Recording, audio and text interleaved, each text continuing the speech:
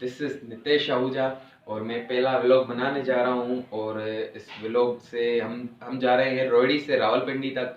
और आप सभी से एक गुजारिश है कि हमारे चैनल को सब्सक्राइब करें और हमारी वीडियो को लाइक करें, शेयर करें, कमेंट में बताएं और कैसा है व्लॉग। और हमारा पहला व्लॉग है और अगर कोई गलती हो गई हो तो पहले ही सॉरी। Thank you.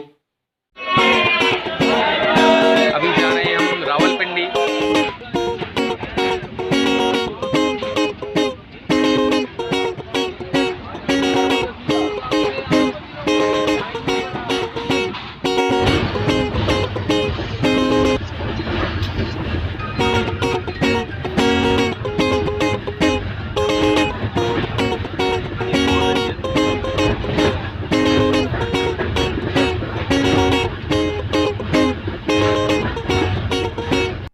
तो दोस्तों अभी हम खड़े हैं मिसा केसवाल में, आप देख रहे हैं। और हम अभी रहमान बाबा ट्रेन में हैं। हम रोहिणी से निकले थे रावलपिंडी के लिए और अभी हमारा ब्रेक है। हमारे साथ दोस्त हैं हमारे और हम जा रहे हैं पंजा साहिब।